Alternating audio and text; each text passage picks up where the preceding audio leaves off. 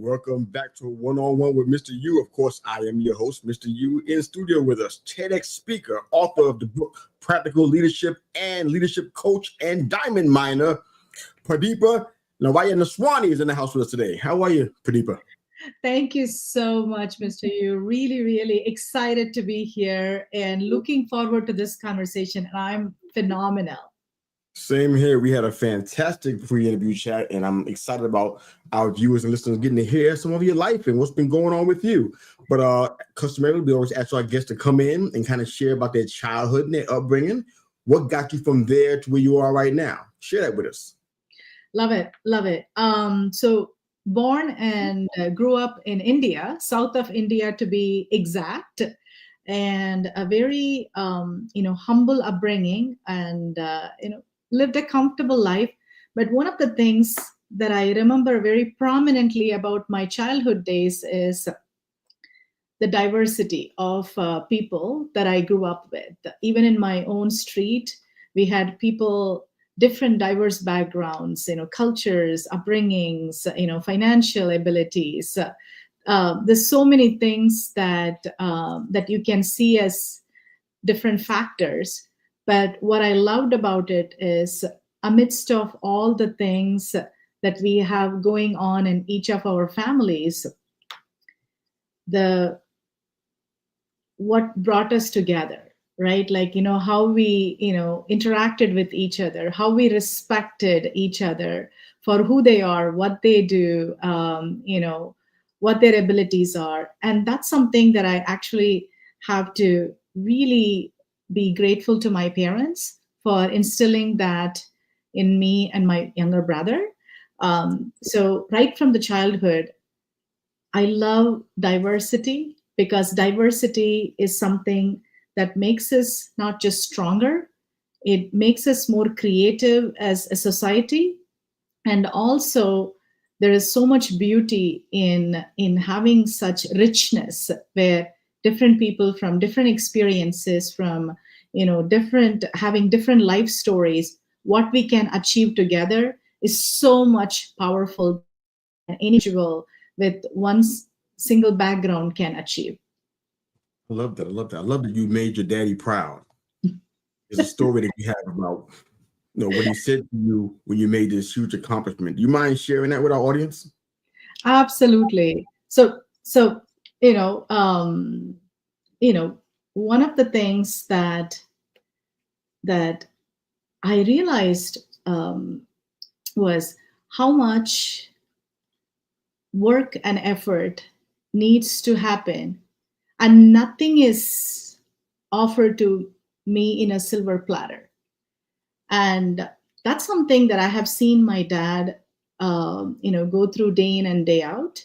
He came from an even humbler background and achieved really high positions with his organization, but always had that groundedness towards, no matter where we are in our life, what we have and what we don't have, how do we truly, come from a place of humility and humbleness. And that's exactly what my father taught me right from the get-go, along with, how to be courageous, not fearless, how to be really courageous amidst of who I am, with, and where I'm going in my life, who I'm interacting with. It doesn't matter.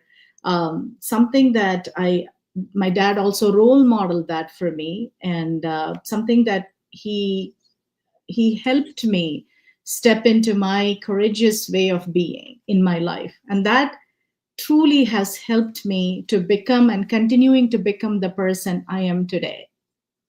And I love this because anytime I think about this in terms of mentorship and in terms of coaching as well, but it's awesome when the child kind of surpasses the father or the parent, or the student surpasses the teacher. Something that I think I read that he took him 35 years to do what you did in such a short amount of time. And he was so proud of you. It melted my heart. Yeah. I'm like, that's what this is all about. Absolutely. We have from being, like you said, from humble beginnings or some people from even worse beginnings than yours, and turning it into something. And that's kind of par for the course for what you do. You call yourself a diamond miner. I'd love to hear where that came from and what your approach is when it comes to leadership, if you don't mind sharing. Absolutely. Um, about like 4 or 5 years ago, I came across this book called Reinventing Yourself by none other than the master coach Steve Chandler. Love that book for so many reasons. There are some books in your life you just don't read it once and say like, oh, that's inspirational, that's nice.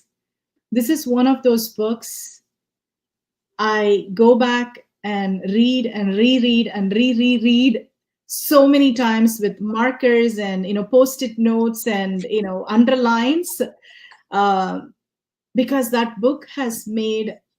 I'm a big fan of Steve Chandler's work in general, but this specific book has made a tremendous impact in my life. And in one of those early chapters, there was this line that Steve wrote. Um, everything is a little glary, but that line kind of like it's like highlighted and bolded, and it kind of really left a deeper mark for me. When you are looking for diamonds, all you will find is diamonds. When you are looking for dirt, all you're going to find is dirt. Wow. And I'll repeat that again. When you're looking for diamonds, all you're going to find is diamonds. When you're looking for dirt, all you're going to find is dirt. And that line, for whatever reason, it was not just inspirational. It really landed so deeply in me. And I thought like, wow, like what a powerful way to connect with another human being through this lens. As humans, we are so tuned um, to see other people and judge other people, mostly from a very critical standpoint. Even if it's lighthearted, people think they're like, it's okay, that's fine. But still, we see people for mostly their faults, right? Like mostly their flaws. And, that's what Chandler calls it, the dirt. And I decided to myself, how can I change my view and way of being with another individual, another human, whomever that I'm interacting with, not to see the dirt, but to really focus on their brilliance, their diamonds. I love that. That's where mining for diamonds kind of really came about. And I'm going more and more deeper into that. Now, it's not a philosophy anymore for me. It's not something out there, it's something nice. It's in me. And I continue to talk about it. I continue to find ways to deepen my ability to interact and see the brilliance in others, and continue to challenge myself to see the brilliance in others, even sometimes when I'm slipping to notice the dirt. So I that's noticed that. and Like and that. and I also have a physical representation in my desk, right? Like in my pen, where it's a I used to have one of those. I don't yeah, know what happened.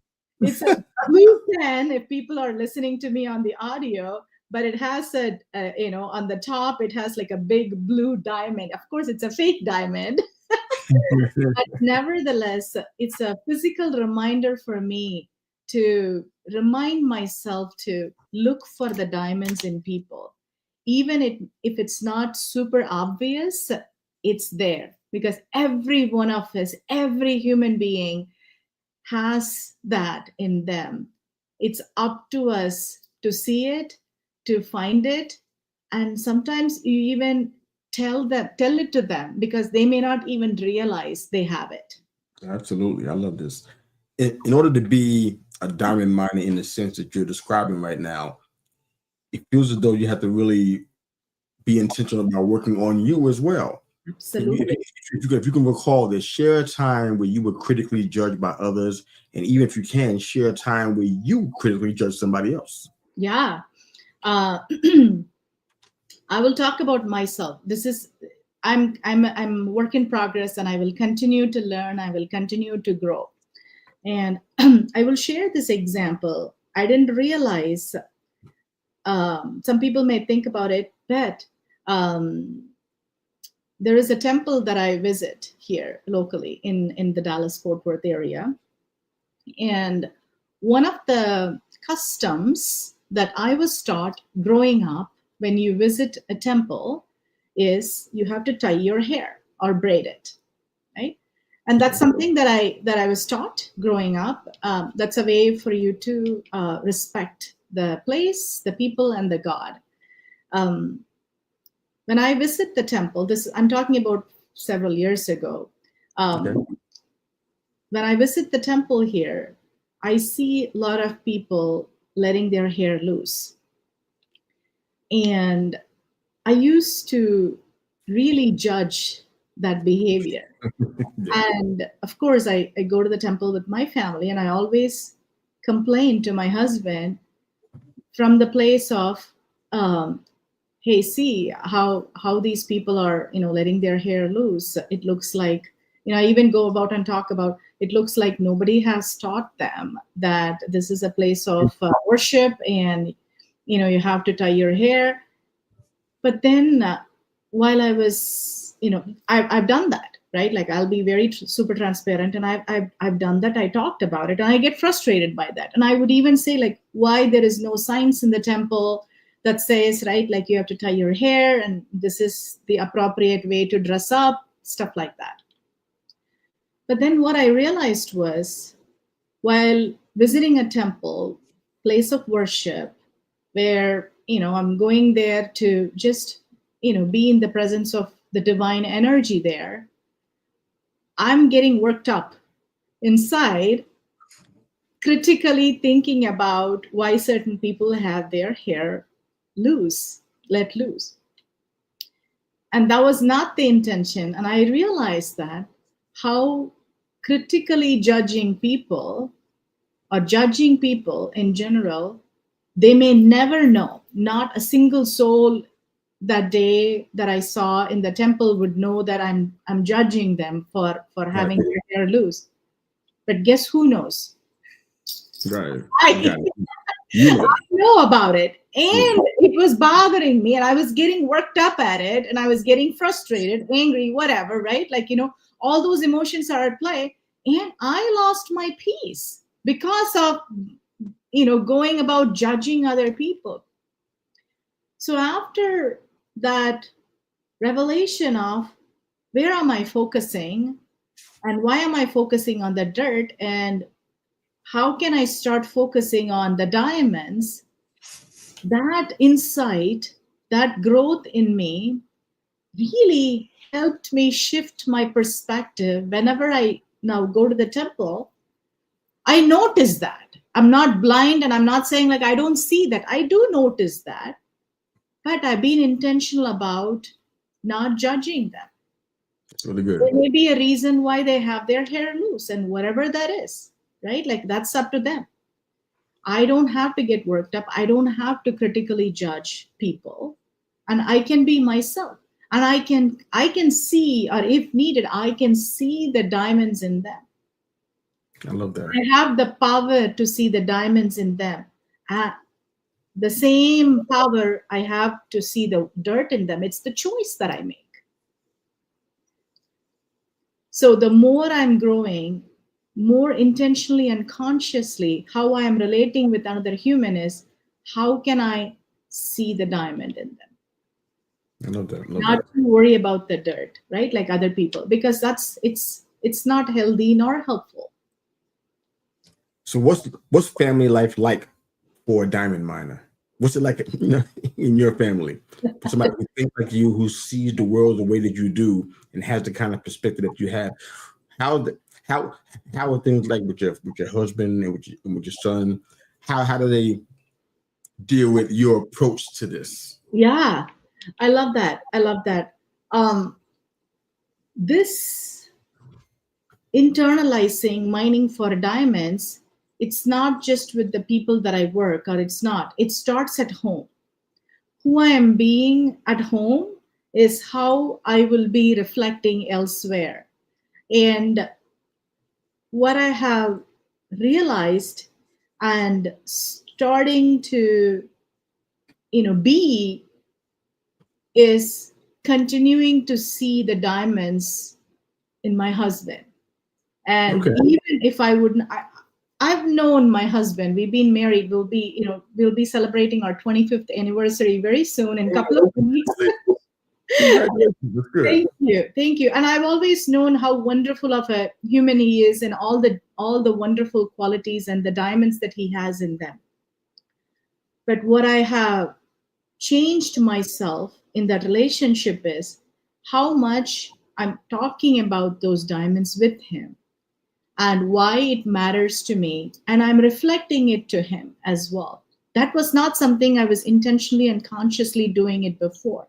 Same goes with my son, being really, really intentional about showing the diamonds to him. He's at a very critical time in his life, right? There's transitions that's going in him, within him.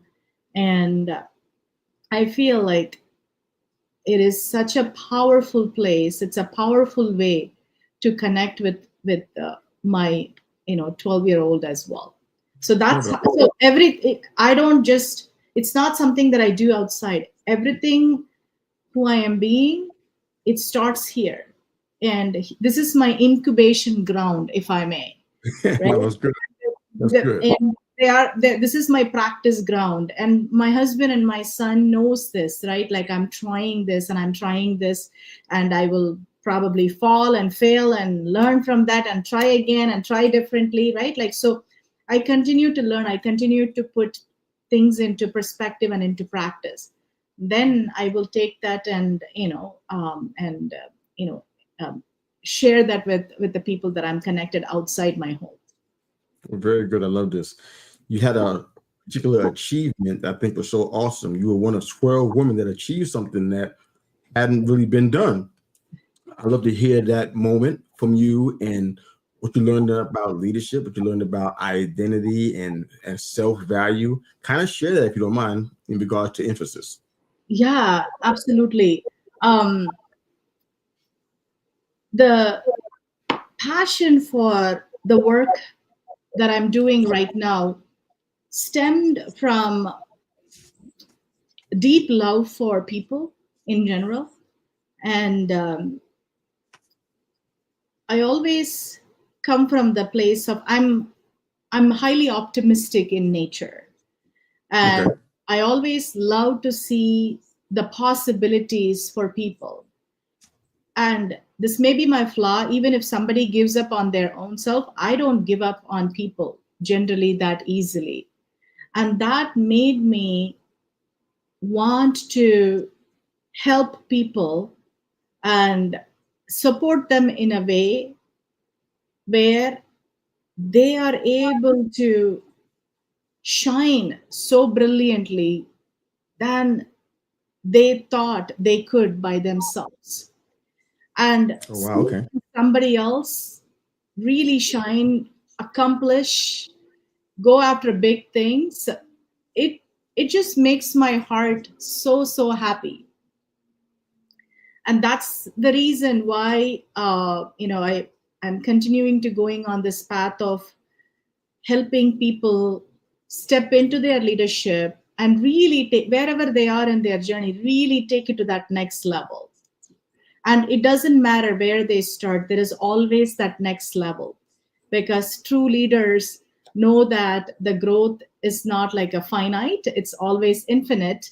And what's next and what's next and what's next. And for me, working with somebody who is hungry and thirsty for what's next is really, really exciting. Okay. So how did you join Infosys? Can you explain that story to us? Oh, Infosys. All right. That I love that. So that was my first job in my career, and as soon as I graduated, this is back in '99. We didn't had like online application forms and online forms like digitized ways today. So I graduated my postgraduate degree, and then me and my friend we were figuring out what are we going to do next. So of course we'll be applying for jobs. So we actually were one day, the Sunday newspaper comes and there will be a job I one will remember call, this. right, like in the papers. I And then remember this. My goodness. you remember those. Okay, so I'm dating myself now, where That's there okay. was one call for ad from this company called Infosys, and they are looking for freshers, meaning like people who just graduated, to join them. And I thought, like, okay, anyway they are calling for, and let's apply. And back then it's like a paper application, right? Like you have your resume on printed paper, and Mhm. you have your cover letter, like why you wanted to join them, right? Oh Like yeah. you wrote those Gotta have together a couple of them. and mail it. And I don't know what will happen, right? Then a few weeks later, I got a letter saying that, like, hey, we are inviting you to our interview, right? Like, to our exam. So the first round is basically a written exam where they test your analytical, logical thinking skills. I don't even remember that anymore. It's been way too long ago. So I went to this city called Bangalore, where they rented a school on Sunday. This happened on a Sunday. They rented a whole school, and Hmm. I saw, like, my uncle who lived there. He dropped me off for this exam. I saw like thousands of people walking into the school, and I thought, Wow. wow, that's a lot of people. And for a second, I thought, like, should I really go for this, or should I turn back? And I said, like, you know what? I traveled all the way here. I'm here. Let me just go and see what this is about, right? So I went there. There's the moment of courage, right? So I went inside, Yeah. did the exam. Then later you have to come to the same classroom, and they will tell if any of the people in that room passed. That's how they did it, right? Because of the mass. Of course, my name got called, and I was like super excited. And then comes the face-to-face interview. Of course, I cleared that as well. And very, very proud moment, because when you see the salary letter, right, like the offer letter with the salary, when I showed it to my dad, you mentioned that dad at the time had 34 years at his company. And he said, like, wow, like it took me 34 years to earn the income. You're earning it right at the beginning, right? Like, and he was Wow. so proud of me seeing that, and even teared up a little. I remember that very well. Very, very grateful. Uh, Joined the company, and I was sitting in the orientation, and I realized it was not just me. There were 200 of us who joined that day. It was August of 99. I still remember that.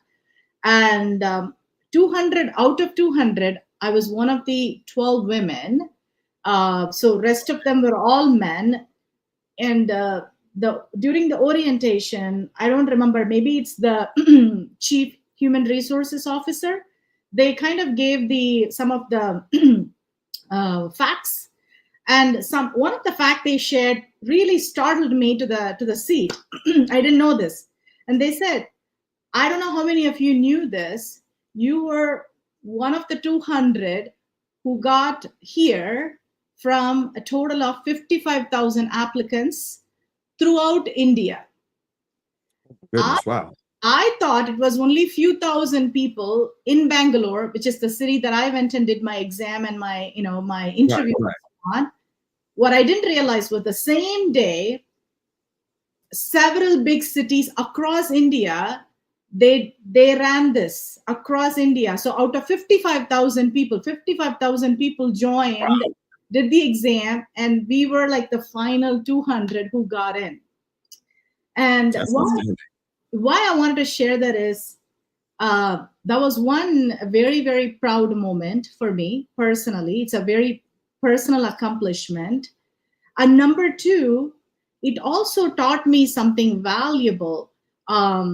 Just like how we have elite universities and colleges here in the States, India also has similar elite, Ivy League schools and colleges there.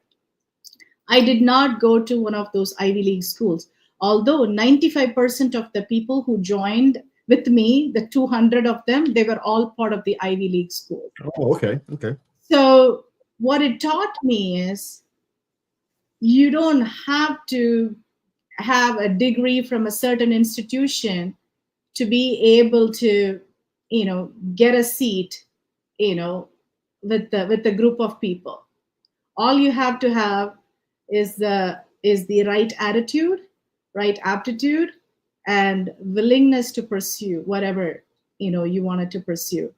And you know That's it can happen, and it will happen. So that's to me, that really really grounded me personally. oh, very good. I like this. I like this. I got time for a couple more questions, and then I have you speak to the people about where they can find your work, and then the inspiration you want to give to the especially the women that are watching who are in spaces like the one you were in. But you had a very powerful TED talk. I guess we won't call it your signature talk. You said we're not calling it that, but you had a powerful TED talk. What was one of the biggest takeaways you learned from that talk? If you can share that. Yeah, it's about opening your heart and really keeping it real and relatable for people. Okay. Okay. That was that was huge for me. And for me, I really vulnerably shared my story in my TED talk. And even now, I get messages from strangers around the world who That's good. happen to see the talk. I have no idea who they are, what they do, but they saw the talk, and they send me a message saying that how much they were able to relate to my story, how much my talk gave them some perspective, some hope for their own journey. And my talk is around my own journey with infertility and how my son Karthik came into the picture. That was my overall premise. Wow. Infertility as So a topic is such a taboo topic. We don't talk about it. Even in the Western world, it's still hush hush. So openly talking about something that nobody else is talking about requires a lot of courage, and the relatability that so many people are silently struggling through something like that. We need more forums like this. We need more people openly talking about it, so that it's not a taboo anymore. It's being talked about. People are aware, people understand, so that they can support, or they know what it is like for somebody going through this journey. So that yes. was my original intention. And I really don't know, right? Like when I gave the talk, I really don't know how it's going to be received, what would it look like. But some of the comments, some of the messages that I get now tells me that it was much needed, and people are benefiting from that. No, that's beautiful. I love that. Our final question to close the episode out today is what I call our CMV question: career, mission, and vocation. We talked about it a little bit in our pre-interview. I'm temporarily taking everything you've done, Pradeepa, off of the table. If it's coaching, as an executive, doing tech, anything you've done before, temporarily wiping the slate clean. What do you think Pradeepa doing right now, most likely in her life, career, mission, vocation, right now, that you Yeah. haven't done before? There was a small thing that I wanted to share. I used to obsess over being an archaeologist growing up. What? Thanks to a lot of Indiana Jones movies, by the way, just saying. I love it. 3 years ago, I'm very grateful. I had a great opportunity to visit Egypt, and I actually saw archaeologists doing their work in a Wow. plan. And I told myself, nope, I'm so glad I didn't pursue that path. This is not me. I don't think I would have ever survived this. What a blessing it was for you to So, face to face with your dream and realize it's not for you. Some folks haven't figured that out in their whole lifetime. So this is great. Face with face, you know what? This is not for me. this is That's not for great. me. So that became really clear. But what I've also, what has also, you asked me, right? Like if I were to wipe the state clean, if I'm not doing what I'm doing, my heart has always been right from my, young age, growing up, studying. I've always see, get fulfillment helping other people, teaching. And Teaching. some Man, I can shape or form, I think I would be doing something around teaching other people, because one, it helps me learn and grow more. If I have to teach, I have to be good at it, right? Like, and when I'm teaching somebody, I know what my gaps are. And when I'm teaching somebody, I'm also learning from that person. So that helps me grow, which happens quite a bit today. So I'm kind of giving you a cop-out answer, but not. But I thought about this. I think teaching is where I would probably be. I don't know what I would be teaching. As long as I'm with the people, I'm pretty happy. Something to do with influencing people and helping them. That makes sense. I totally see that. Thank you for your time, Pradeepa. This has been a fantastic conversation. Thank you for the courage to share some of the things regarding fertility, your family dynamic, and ways where you've shown courage. Thank you for sharing that with our viewers and listeners. Before we close out, I'd love to give you an opportunity to kind of let people know where they can find your work. And if you'd like to, speak to the women who are in spaces like you've been in, where they're maybe perhaps the only one, and they're on the verge, they have an opportunity to be a pioneer in some areas. Kind of speak to them, whatever order you want to do that in, whether you want to share your thoughts with the women first, or you want to share how they can find you, whatever order you want to do that in, go right ahead. The floor is yours. Awesome. Thank you, sir. It's been such a pleasure being here with you and having this conversation.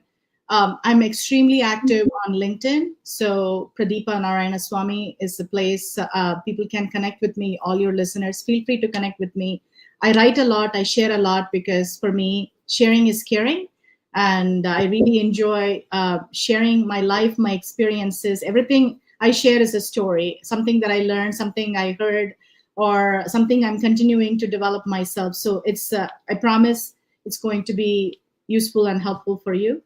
Another place people can find me a little bit more is my website, pradeepa.coach. I keep it really, really straightforward and simple. The message that I wanted to share with all your listeners is if there is something that you're secretly wanting to achieve, secretly hoping to go after, and you're not sure how to go about where to start, when to start, I always say this to my clients: don't worry about, how this is going to go. Just start, right? Just start and take that first step, because that first step will eventually help you take the second step and third step and fourth step. Irrespective of the outcome, the learnings are going to be amazing, and the growth is where the learnings are.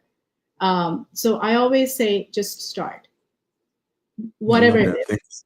That's good. That's really good, Pradeepa. Thank you so much for your time on this and for being here with us. And for all you guys that are watching and listening, of course, you can follow her and find her on LinkedIn. We'll have the episodes posted on LinkedIn as well as our YouTube channel and the rest of our social media and the listening platforms. Thank you again, Pradeepa, for your time here, and thank you for sharing a bit of yourself with our world. So we definitely appreciate that so much. And Pradeepa, Mr. Yu, we're out of here. Have a great day. Thanks again for watching and for listening to our show.